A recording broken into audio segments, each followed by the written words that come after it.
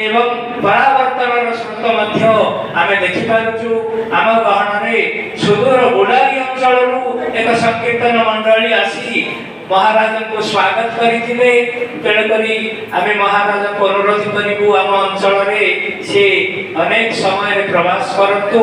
आमे मध्य राधा गोविंद हमर समस्त भक्त से कार्यक्रम रे आमे समस्त सहभागी हवा। एक वर्तमान धन्यवाद प्रदान करने समय आमे बा महाराज धन्यवाद देवा महाराज का चरण में आमे एक विनती रखिबा से आम भली दास मान को उद्धार करिया पई अनेक समय में बनवासी क्षेत्र को आसंतु।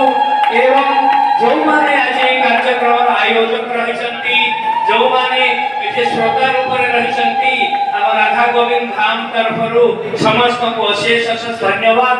अंतर्जातीय स्तर महान संत आम गहन रे उपस्थित रही आमर कल्याण निमंते जेहेतु से नित्य निरंतर संकल्प रखिसंती।